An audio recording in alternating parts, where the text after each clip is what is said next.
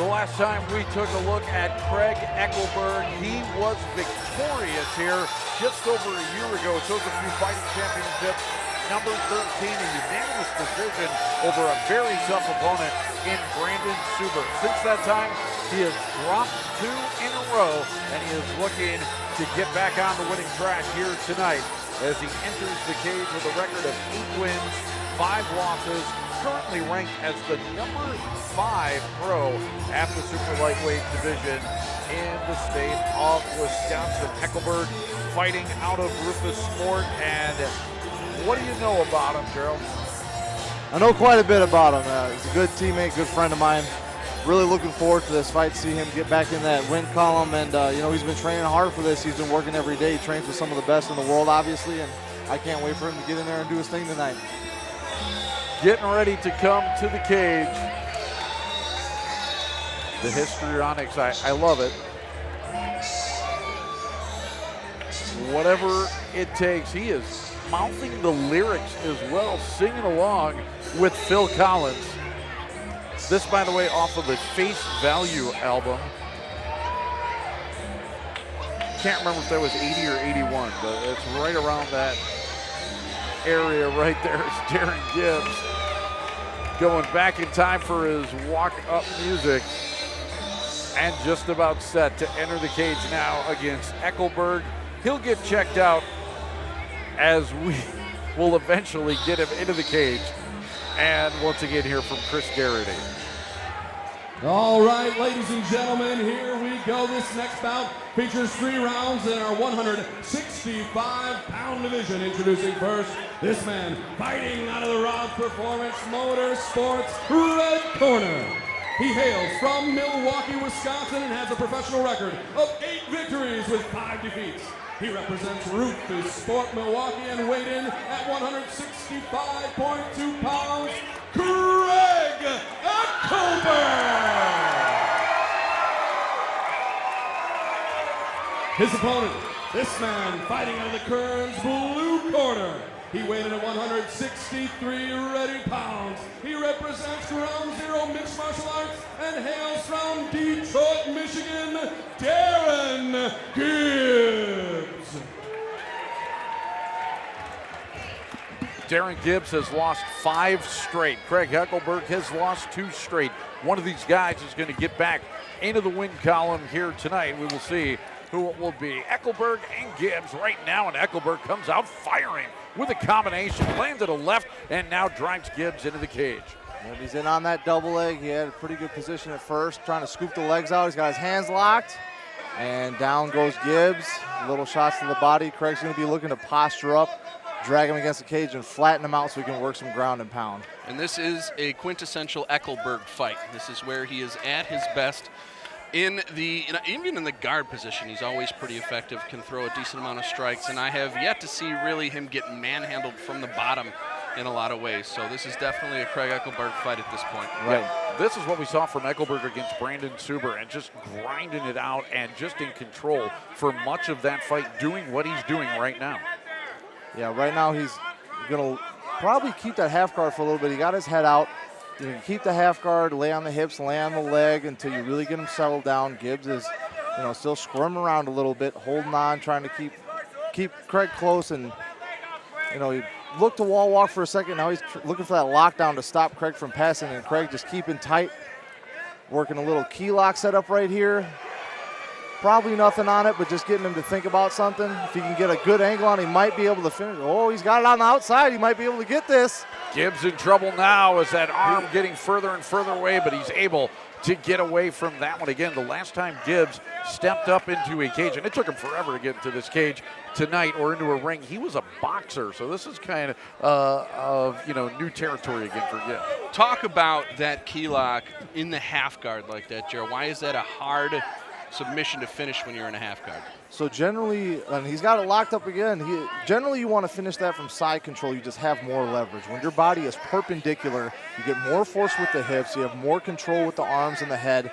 In half guard, it is possible to do, as we saw. He got the arm outstretched, but you can't rotate your body as much, and you're using a lot more muscle and a lot less leverage to finish the move. So, and getting that final leverage, that final torque to actually lift the arm or the elbow, especially over, that's what's tough because you're stretched out in that half guard position. So to have enough muscle to do that is extremely difficult. Exactly, and on top of that, not just half guard, but he's going for that lockdown. So he's stretching Craig's leg out, stretching his hips out, and spreading his weight. Well, there you see it again. Going for it once again, as that seems to be what he wants to finish him with. And boy, this has turned over pretty good here. Nothing on it yet, but he's in a lot of trouble. He's using that leverage to try and pass at the same time, and he can turn that into a straight arm lock as well if he can get enough leverage on it. He's got it to the outside. He's got to drag those knuckles back, turn his elbow up, and get his hand in his pocket, put Gibbs' hand in his own pocket. When is the last time you guys have seen a professional bout ended with a key lock? It's been a while. It's been a hot minute. Long time. Does anybody else remember the last time Darren Gibbs was here? Yes, I do. Yeah, Tony Rook. It was chosen few number 9. Yes. Yeah. Yes. So we'll see what happens here. He's a tough guy. I don't think he's gonna just give in to a key lock, but we'll see. Craig's doing a good job. He's grinding him out. He's on top. Yeah, you bring up Tony Rook. That was his only pro win, a first-round knockout of Tony Rook right here in this cage, and what was a pretty exciting fight right here. But he is in trouble here in this first round. It has been all Craig Eckelberg so far. Yeah, Craig really looking for a lot of submissions. Cushman was calling for it before. I'd like to see him throw more strikes. He's a little high for that head arm choke, and it is a little difficult to hit from that lockdown position unless you've already got it tight. So I'd like to see him flatten him out, drop some elbows, soften him up, as Chris was saying before, tenderize your meat, so to speak, so you can cook it when you're good and ready. Yeah, like you guys said, too, this is a classic Craig Eckelberg fight, right? Last time he was here, he did the same thing with Brandon Suber. Brandon Suber's a dangerous striker as well. And then all of a sudden, he just ground him out. But Craig Eckelberg also dropped a couple fights after that. So now he's back to his old ways. He's going to grind it out. He's going to find a way to win. There we go. And we saw him, he went for that key lock, had good leverage, saw he couldn't get it, postured up and started hitting. That's what we want to see more of from Craig Eckelberg at this point. And the torturous thing, if you're Gibbs, is having to defend this entire 5 minutes in the first round with someone this heavy on top of you and putting him in danger every minute of this fight so far. If he somehow gets to the second round, I don't know what kind of shape he's going to be in gas tank-wise, even mental. Eckelberg barely allowing Gibbs to breathe here in the first round as he keeps the pressure up. Final 15 seconds right now as Eckelberg in control easily so far on Gibbs. It's got the guillotine. Well, he had it almost there. Not quite staying on top. As good of a control fighter as Craig is, I'd really like to see more damage in strikes with his elbows and short punches and different things like that, because he's such a good wrestler. He's so good at controlling. That's the opportunity that you get to slip them short elbows and do damage. The key lock, not sure you're going to find that on a professional bout and try to get that win, but he's doing a good job to control the fight. He definitely won that first round, so let's see what happens after that. We will see if he will do more of that in round number 2 when we return here on CBW.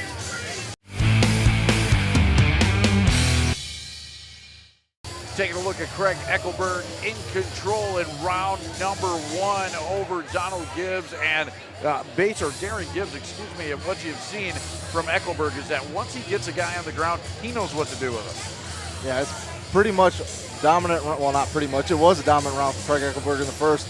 He got the takedown. He stayed on top. He threatened the key lock. He threatened the head arm choke for a second. Threatened the guillotine at the very end. Still ended on top. I think he landed maybe 2 or 3 strikes, so, nothing but Eckelberg in that first round. So as a professional cornerman, Gerald, I want to get your opinion on something here. Because not only are you a fighter, what I mean is you also corner fighters professionally in the UFC, other organizations. When you're in Gibbs' corner at this point, on an obvious 10-8 round, which is probably mostly going to be on the scorecards, is there anything different you say to a fighter when they're already down 2 points going into just the second round? You maybe up the intensity a little bit. Every fighter's different. Find what motivates them and let them know, hey, you might be down in a 10-8 round. It might not be enough to just win the next 2 rounds. We might have to do something significant. If you don't finish him in this one, you might have to hurt him so bad that he wants to be finished. So that's what we got to look for is you got to sprawl, stay on your feet, and you got to swing with reckless abandon, because if you think you're going to get taken down anyway, at least try to hit him while he's doing it. And Let's I'm go back to bringing that this up. 10-8 round. Hold on a second, though. Yeah. I'm bringing this up for a big reason. The rules recently have changed on scoring on fights like this, where before it was always just 10-9, 10-9, 10-9, and 8 was only given if a fighter barely survived the round. Nowadays, 8s are a lot more prevalent, and all they can mean is just sheer dominance for a round. Doesn't have to be a ton of damage, doesn't even have to be in that much trouble, but if you get dominated for a full round, it can take you down a full 2 points in a fight. It's extremely devastating that the rules have changed for some of those fighters. Absolutely. So what do you guys have? Do you have a 10-8 round, 10-9 round for that first round? Do you think that Craig did enough damage to earn himself a 10-8 round? Going for the key lock, in my opinion, I don't think it's enough. 10-9 round, absolutely, Craig got that. But 10-8, I'd like to see more damage. For sure, 10-9, but again, we're used to the old scoring system, so Absolutely. it depends on how these judges are looking at it. If you're looking at purely control, does Darren Gibbs look like he got beat up? No, but he had no positive areas in that first round whatsoever, or this round. And I'll bet at least 2 of those judges have 8s on their scorecards. Interesting. That's why I asked. Gibbs struggling to get anything going here in the second round as well. It has been all Eckelberg just sucking the life right now out of Darren Gibbs. And Gibbs, I'm not sure what he's got to do at this point, but it seems like he is no danger to Craig Eckelberg at all. Yeah, and it is too. It's frustrating as a fighter when you have somebody that just controls you and dominates you like that. It's very, very frustrating. It just drains you. And yeah, you come out that third round, then you know you're down 2 rounds to none. You get reckless. But that just sets it up for Craig for another takedown, another control round. I want to say congratulations to Rich. This is the first time he said that tonight, or anybody said it tonight, and not jinxed the fighter they were talking about. So Eckelberg is still in control, even though Rich tried to take the fight away from him. Hey, we've been good at that the last couple of fights that we've done, you know. Yeah, so right here, that's where we hear our corners calling for elbows. We want to see Craig just maybe even cover the mouth for a little bit, disrupt his breathing, and just short, choppy elbows. You're not going to get the kind of range you want for a big, floor to ceiling, jaw-breaking elbow, but you can still take your forearm and your elbow, you take a solid bone and bounce his face on the canvas. Yeah, So that is a legal now- strike. That is a legal strike. And there's nowhere for your head to go. If you're just bouncing someone's head off the canvas into your elbow into another hard object, And you can do some real damage. Yep, you can hear his teammate Bilal Muhammad, also a fighter for Oh, the there UFC. we go. That's a Kimura. He's got it locked behind the back. Also a UFC fighter, calling those shots, and hopefully Craig listens. Yeah, he's got that Kimura set up nice. He had it behind the back. Now he's just in side control. And we hear. As far as submission goes, too, I know we're talking about submissions you don't see a ton, which Kimura is another one. But I think for as long as I've been watching this sport, it's still one of the most beautiful submissions in the Brazilian Jiu-Jitsu game is the Kimura. Also one of the most painful to witness and be put in. It is. Yeah, you tear a shoulder, and it's hard to come back from that. Eckelberg right now, again, trying to finish this off. I mean, Gibbs, if there's anything that he's done well in this fight, he's done enough to stay alive and not be choked out and or finished off yet. So Gibbs still trying to fight his way out of this one. Eckelberg, though, in real good control. And again, this is another dangerous round, at least on the scorecards, because I don't see another reason why there won't be another 10-8 going in here. So how does a fighter survive down 4 points going to the third round? Knockout only, I guess, but it's still just crazy getting dominated this much in today's rules. This round even feels more dominant for Eckelberg as he is, unleashed more damage. The elbows, the knees to Gibbs as well. I mean, he's had him close to being finished off a couple of times here. And now Gibbs, again, just trying to make it to the final bell. He's got 20 seconds to get out of this round. The one thing I can say about Gibbs is calm demeanor, not a panicked look on his face. Doesn't seem like he's taken a ton of damage. So saying that a knockout is out of the question in third round, can't do that because he still looks in pretty decent shape considering.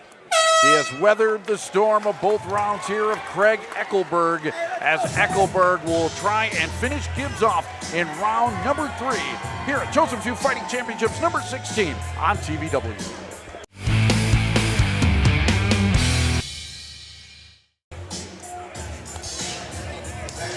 Using that forearm as a razor there, Craig Eckelberg rubbing up against the side of the face of Darren Gibbs and then driving his head into the mat as we check out the action from round number 2. Another round dominated by Eckelberg. Yeah, And we see it's been all Craig for both rounds. And one thing I will say about Gibbs, he is staying calm, and it seems like he is really just trying to stop Craig. So it's bad in a way because he's not trying to improve his position, but he is, in there trying to survive. So it's hard to finish a guy like that, and it's, when they're not going to fight you back. So what does he do now? I mean, I just think that if Eckelberg gets him down once again, it's fight over. I don't see Eckelberg letting him up. Yeah, Gibbs needs to finish for sure. Craig just needs to keep doing what he's doing and look for the finish. And Craig's a smart fighter. You see it right here. He didn't even give Gibbs a chance to get a shot off. Went straight in. It's going to tie him up here and eventually just drag him to the ground, and that's really all there's going to be to it. Exactly right. If I was Gibbs' corner, I would say, hey, he's going to shoot on you. Throw a knee, throw an uppercut, whatever's going to happen, you know what's going to happen. So we'll see what's going to happen now. And now this is a little puzzling. I'm wondering why Gibbs is looking for trying to do the takedown. Yeah. Because he also knows he's going to get taken down. If he separates right here, he knows Craig's going to take him down regardless. If he can get in a dominant position, at least he's got a chance. Right. Maybe he thinks he's got a chance on top. And, I will say another thing, too. I did a little bit of research. Obviously, Craig's my teammate. Gibbs is a lot tougher than his record shows. Absolutely. He does come, and he puts up a good fight every fight I've seen him in. So not the best record, but very he is athletic. a game opponent. Yeah. Very athletic. As you can see, he's durable, right? He's surrounded two rounds. Well, looks like Craig's on got the a deep neck. guillotine. He got a deep guillotine. Pretty deep, yep. Almost anaconda. Oh, scramble. And it's very smart by Craig staying on top. He saw he didn't quite have the neck where he needed it, so he made do you guys see he's got his left arm trapped? He's got his left arm trapped. He's going to drop some elbows here. Eckelberg now on top, looking to dish out some damage here into the head of Darren Gibbs. Gibbs again doing a good job of just holding on here, trying to get to the end of the fight and make it against Eckelberg, who has been in control from the opening seconds here of this one. There was a little positivity for a second there out of Gibbs. Got the takedown. But Craig's smart enough, put Gibbs' neck in danger, which then completely puts you on the defense, and you're no longer in control at that point. Very intelligent fight by Eckelberg here. And we see him looking for this Darce right here. He's going to get some short elbows. He's got good head control. And I would just, right there, just keep working it until he gives up that neck. And now he can go for that guillotine. If he gets a guillotine, great. If he doesn't, he's back on top. And if I was him, I would, like my boy Bilal Muhammad was saying, just go right back to the elbows. Hey, Craig, keep that underhook and start elbowing. Elbow with your Eckelberg right. still in perfect control here. 2.5 minutes left to go in this fight. Gibbs trying to mount any kind of charge or defense, as he has really not offered much resistance at this point except to stay alive against Eckelberg. He's found ways out of so many different jams that he's been in this one. And what you see about Eckelberg, a great word to describe his top game here is heavy. You don't see that like this anymore from a lot of fighters, just how close he stays to Gibbs the whole time, completely suffocating him and staying as heavy as humanly possible. That's why Gibbs absolutely has mounted zero defense while he's on the bottom. Right elbows, Craig, right elbows. Right, and there, there's a trade-off there. He's sacrificing a little more space for strikes, movement, and submissions, and right now he's rubbing that elbow on his face, and it's just as bad, let me tell you, to have a guy on top of you like that, just suffocating you, all this weight on you, sweating in your face, not letting you move an inch. You feel like you're got a lead blanket on top of you, and there's no way out. So you might not take as much superficial damage, but it is very, very disheartening. Eckelberg is relentless. He is suffocating. He has been chest to chest on Gibbs for the entire fight here, and Gibbs unable to get any kind of separation from Eckelberg at all. See, Craig's going for that guillotine again. He's staying on top. Gibbs is fighting the hands. So right now, Gibbs is going to walk to the cage. Craig's going to want, if he can't keep him down, he's going to want to stand up with his hips to Gibbs' head and keep him against that cage. Well, right here, so he's going to turn him. If he can't, turn him a direction and get him flat on his back. If he can't turn him, he's just going to have to either suck him off the cage or just stand up with his hips into him and pound him. So there he turned, and now he's got him flat. And I never usually like to shout out fighters getting dominated, but how smart was that of Gibbs to back his butt up against the cage like that? In a third round of a fight you're getting dominated in, he's still trying to figure out a way to stand up the fight. That's at least a little bit impressive. There's never been a moment of panic on Gibbs for this entire fight. He's kept his wits about him. He's known where he's at in the cage the entire time and has been able to hold on because of that, because he's kept his head. You got to have respect for that. Absolutely. This will be an interesting fight to go and look at the tape back if you're in Eckelberg's corner, because what you're going to want to do is figure out where you missed finishing the fight. And I haven't seen many opportunities. I mean, that you'll think, hey, those key locks were looking nice.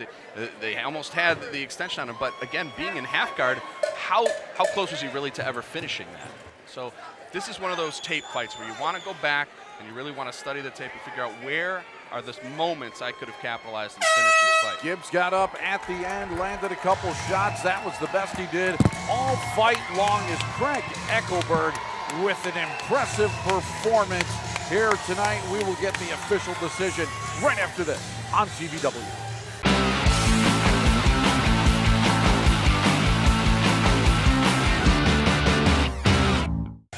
Back out at Monona Terrace right now as we are getting set for the official decision of this one. Eckelberg and Gibbs. Once again, we head up into the cage, and standing by with the official scorecard is Chris All Garrett. right, ladies and gentlemen, after 3 rounds of 165-pound action, we go to the judges' scorecard. All 3 judges have scored this bout the same, 30-27, in favor of your winner, fighting out of the red corner, Craig Eckelberg. Couldn't have asked for much more out of Eckelberg here tonight. He gets back on the winning track as we hear from him right now. Complete dominant performance against a tough guy whose maybe record doesn't reflect how tough he actually is. Stayed calm that whole fight even though you're completely dominant. I don't want this to sound like it's a downer, but did you ever feel like you should have finished the fight at any time? Yeah, first off, hey, who got them Girl Scout cookies? All right, hey, you need to back up real fast, get them Girl Scout cookies. But yeah, no, Gary's a strong dude. I mean, I thought there was a couple times I was going to finish him, but hey, that's off to him. He's much tougher than record show. So, yeah. Well, the key locks, especially in that first. Now, you were in half guard. It's a lot tougher to finish at that point. How close did you think were to any of those? I was about 80% there. A couple times I couldn't put my arm over his head, which is where I need to get that extra angle, that extra 20%. But hey, I was working for it, you know. I was doing everything else I got. Either way, a complete, dominant, unanimous decision. Congratulations on getting back in the win column and being here in Madison. Hey, I appreciate it. Hey guys, everybody listen up. I just want to be a testament to everybody who didn't hit rock bottom. Next week, my brother will be gone 4 years. And just know, if I can fight through it, so can you. One more time, ladies and gentlemen, your winner, Craig Eckelberg. Eckelberg impressive tonight in victory. 3 more fights to go. We will check out Patrick Delgado next here on CBW.